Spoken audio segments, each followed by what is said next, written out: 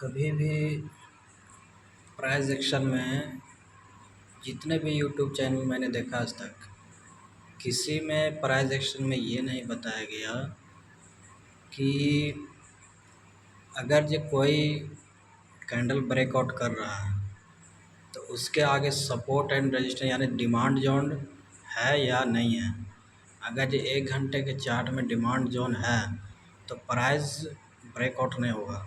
Candle breakout बिल्कुल नहीं होगा, क्योंकि वहाँ पे 1 हॉर्स टाइम फ्रेम में डिमांड जोन है, ये सप्लाई जोन है, वहाँ से मार्केट रिटर्न आ सकता है। सेम ट्रेंड लाइन में है, अगर ये कोई भी ट्रेंड लाइन का ब्रेकडाउन कर रहा है तो ब्रेकडाउन होने से पहले ये देखना है कि 1 घंटे टाइम फ्रेम में या फिर कोई भी टाइम फ्रेम हो उसके नीचे में ट्रेड करना टाइम फ्रेम में, और हाईएस्ट टाइम फ्रेम में already trend support line demand zone supply zone जो भी ड्रॉ करना है वो करना है, उसके टाइम फ्रेम नीचे के ट्रेड करना है, ना कि जिसमें हम डिमांड जोन बनाए हैं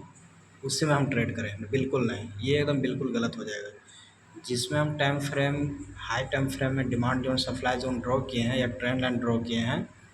अगर एग्जांपल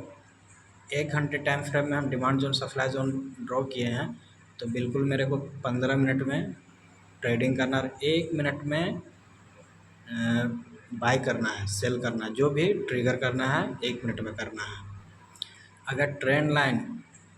या फिर सपोर्ट या रेजिस्टेंस अगर जो डिमांड जोन के बिल्कुल high time frame demand zone के बिल्कुल सामने पहुंच गया है तो वहां से मार्केट बिल्कुल गिरेगा, वहां पे आप 1 मिनट टाइम फ्रेम में जा कर के बाय कर सकते हैं। और अगर 1 घंटे टाइम फ्रेम में रैली बेस बेस 4 होना चाहिए या फिर 2 होना चाहिए, उसके बाद रैली,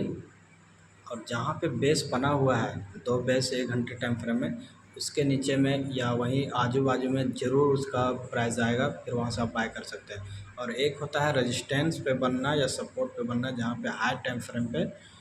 बेस कैंडल बना रहा है वहाँ पे एक्चुअली आएगा ही आएगा, उसके बाद वहाँ से मूव करेगा प्राइस।